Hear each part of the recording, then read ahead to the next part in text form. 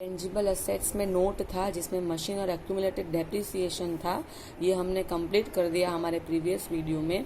अब है intangible assets में। इनटेंजिबल असेट्स में गुडविल है। अब उस पर कोई अकाउंट नहीं है तो उस पर आपको अपना विदाउट एडजस्टमेंट वाला रूल फॉलो करना है। 2,24,000 में से 80,000 सो ये डिक्रीज हुआ है। So this is the amortisation of goodwill, right. And remember one thing, ये शॉर्ट टर्म प्रोविजन में आपको नोट नहीं दिया गया है। So short term provision will be treated as provision for tax, right. तो यहाँ प्रोविजन फॉर टैक्स में भी एडजस्टमेंट नहीं है तो इसका भी विदाउट एडजस्टमेंट वाला रूल लगेगा कि करंट का आपको प्लस करना है और प्रीवियस का आपको माइनस करना है। सी, एक सम के अंदर कुछ जैसे टैक्स, जैसे इसमें असेट पे एडजस्टमेंट है तो टैक्स पे नहीं है, और कभी टैक्स पे एडजस्टमेंट होगी तो असेट पे नहीं होगी। सो आपको साइमल्टेनियसली उसके रूल्स फॉलो करने हैं। यहाँ असेट पे एडजस्टमेंट थी इसलिए असेट का अकाउंट ओपन किया, इस पे क्रॉस कर दिया। अब यहाँ प्रोविजन फॉर टैक्स पे एडजस्टमेंट नहीं है तो प्रोविजन फॉर टैक्स में आपको पुराना रूल फॉलो करना है कि करंट का प्लस एंड प्रीवियस का माइनस, जिसका सिर्फ ये दो ही चीज़ों पे एडजस्टमेंट होती है, असेट और टैक्स पे। अब दोनों ही हमने आज सीख लिया। अब आपको बस सिर्फ प्रैक्टिस करते रहना है daily. I will just discuss the question with you in the video and you will solve it at your own. So 45 question भी आप अपने हिसाब से अब सॉल्व कर लोगे। Now one more question and that is question number 47। Again I will discuss with you so that आपको idea आ जाए एग्जैक्टली असेट अकाउंट और provision and accumulated depreciation account. अच्छा, now in this question also मुझे यहाँ पे सी fixed assets में tangible asset में भी नोट है और इनटेंजिबल में भी नोट है। टेंजिबल असेट्स में है मशीनरी एंड एक्यूमुलेटेड डेप्रिसिएशन और एडजस्टमेंट जो सेकेंड वाली है वो भी मशीनरी पे ही है। So again we will put a cross over here क्योंकि हम लोग इसका अकाउंट ओपन करेंगे। So let's open the account. It is machinery account. अब तो फटाफट बनेगा। Okay, and below you have to prepare accumulated depreciation account. Working note में बनाना है, इसके बाद आपको कैश फ्लो स्टेटमेंट स्टार्ट कर देना है, राइट। ये है क्वेश्चन नंबर 47। अच्छा, एज आई सेड कि आपको पहले असेट में बैलेंस ब्रॉट डाउन करना है। सो इसका 20 lakhs is opening and 26 lakh is closing. Asset है तो डेबिट पे ओपनिंग आएगा। To balance brought down that is 20 lakhs and by balance carried down that is closing current year which is 26 lakhs, right. now same आपको accumulated depreciation के लिए करना है, पर as I said is like a provision for tax तो उसका opening credit पे आएगा by balance brought down and यहाँ पे आएगा to balance carried down closing current year। ये ओपनिंग बैलेंस है प्रीवियस ईयर का, इसका 1 lakh एंड 2 lakh। यहाँ पे आएगा 1 lakh एंड यहाँ पे आएगा 2 lakhs। चलो, बैलेंस ब्रॉट डाउन हो गए। Now we will start with the adjustment. Now in the adjustment during the year piece of machinery costing 80,000। As I said कि हमें कॉस्ट को कहीं पे भी रिकॉर्ड नहीं करना है क्योंकि कॉस्ट ऑलरेडी ये ओपनिंग वाला जो 28 lakhs है उसमें ये 80,000 ऑलरेडी इंक्लूड होगा। On which accumulated depreciation was 40,000 was sold at a gain of 10,000। ये गेन मतलब आपको प्रॉफिट दिया है, आपको सेल्स नहीं दिया है। No problem. पहले हम इसको लिख दे कि यहाँ पे जो असेट को कम करता है वो सब चीज़ें आती है डिक्रीज। सो असेट को डिक्रीज करेगा बाय बैंक सोल्ड आएगा, देन बाय P&L लॉस आ सकता है एंड बाय accumulated डेप्री। यहाँ पे आएगा टू P&L प्रॉफिट आएगा एंड यहाँ पे आएगा टू बैंक परचेज, राइट। चलो, अब आपको क्या दिया है, on which accumulated depreciation was 40। सो यहाँ पे accumulated depreciation 40।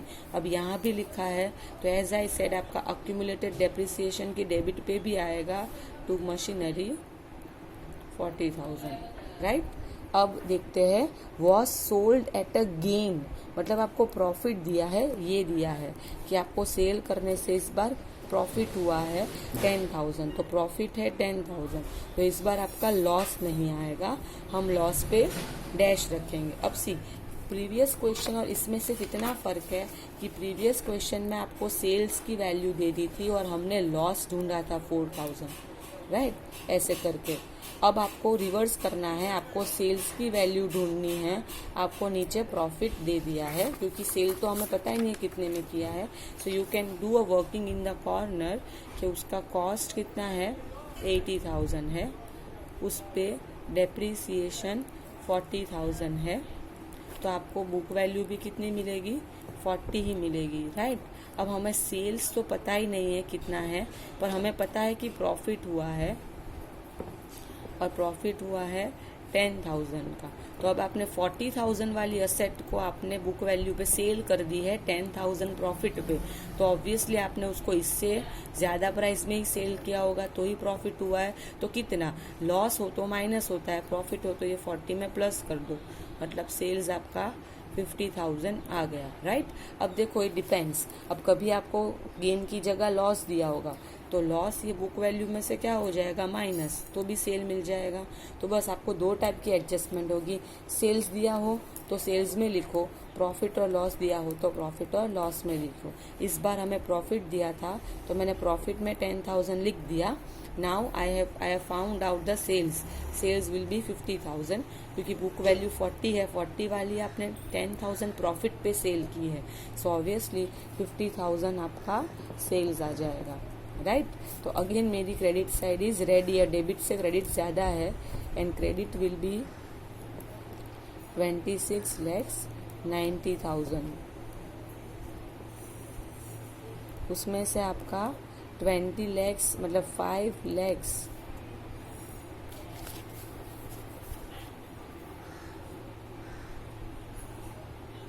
$80,000 will be the answer of purchase. Now as I said कि purchase आपका इन्वेस्टिंग एक्टिविटी में आएगा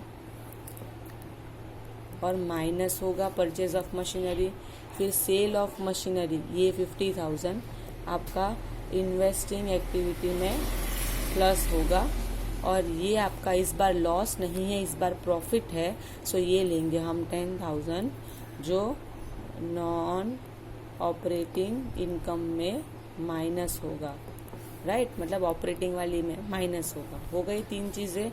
अब ये वाला इसमें आपका डेबिट साइड रेडी हो चुका है, जो 2,40,000 है, और यहाँ से 1 लाख है, तो बाय P&L ये हमेशा क्वेश्चन मार्क होगा 1,40,000, तो ये आपका न्यू डेप्रिसिएशन हो गया, और ये आपका प्लस होगा ऑपरेटिंग में। तो देख लो दोनों ही क्वेश्चन में आपकी ट्रीटमेंट सेम है, ये वाले में भी हमने यही चीज़ें लिए, सिर्फ फ़र्क इतना है इसमें लॉस है तो लॉस ऐड होता है, और ये वाले में प्रॉफिट है तो प्रॉफिट आपका नॉन ऑपरेटिंग इनकम वाले स्लॉट में माइनस होता है, राइट। सो बोथ में आपका सारी आइटम सेम रही है, बस आपको यहाँ पे सेल दिया था तो हमने लॉस ढूंढा, यहाँ प्रॉफिट दिया था तो प्रॉफिट से हमने सेलिंग प्राइस फाइंड कर ली है, राइट। नाउ अब हम देखेंगे फर्स्ट एडजस्टमेंट। फर्स्ट एडजस्टमेंट है 1,12% डिबेंचर्स वर इश्यूड ऑन 1 अप्रैल। इसका मतलब ये हुआ कि डिबेंचर्स आपके इश्यू हुए हैं। अब जब भी इश्यू होते हैं तो आपको इंटरेस्ट देखना पड़ता है कि ये जो नए इश्यू हुए हैं इस पे इंटरेस्ट कितना लगेगा। सो 12% डिबेंचर्स 4 lakhs में से 5 lakhs हुआ है। एज यूजुअल आपको ये 4 lakhs पे तो 12% देना ही है, मतलब आपका 48,000 तो आएगा ही इंटरेस्ट। और अब ये जो नया इश्यू हुआ है 1 लाख का, ये रहा वो 1 लाख, वो कब हुआ 1 अप्रैल 2017 को हुआ है, राइट। मतलब पूरा 1 साल तो हमें इस पे पूरा 1 साल का इंटरेस्ट देना पड़ेगा, क्योंकि 1 अप्रैल है ना, 31 मार्च 18 हो तो इंटरेस्ट नहीं देते हैं। पर ये नए जो इश्यू किए हैं 1 लाख, वो आपने 1 अप्रैल 2017 को इश्यू किया है, मतलब स्टार्टिंग से ही इश्यू किए हैं ये नए। तो स्टार्टिंग से 4 लाख तो थे, और ये जो नए आए हैं 1 लाख, वो भी आपने 1 अप्रैल को इश्यू किए हैं। तो ये 1 लाख पे भी आपको 12% इंटरेस्ट देना पड़ेगा, जो आपका 12,000 आएगा, right. So this will give you 60,000 as an interest. So आपका 60,000 आपका इंटरेस्ट ऑन डिबेंचर आएगा, जो फाइनेंसिंग एक्टिविटी में माइनस होगा और ऑपरेटिंग एक्टिविटी में प्लस होगा। तो 60,000 will be interest on debentures, right. और ये 1 लाख आपका फाइनेंसिंग एक्टिविटी में प्लस होगा as a issue of debentures. हमेशा इश्यू हो ना, तो हमेशा डेट देखो, जितनी भी डेट हो, जितने भी मंथ्स हो रहे हो, तो ये नए वाले इश्यू पे आपको उतना इंटरेस्ट प्रोवाइड करना है। ये नया वाला इश्यू आपका 1 अप्रैल को इश्यू हुआ है, मतलब पूरे साल, तो आपको पूरे 12 मंथ्स का इंटरेस्ट लगाना पड़ेगा।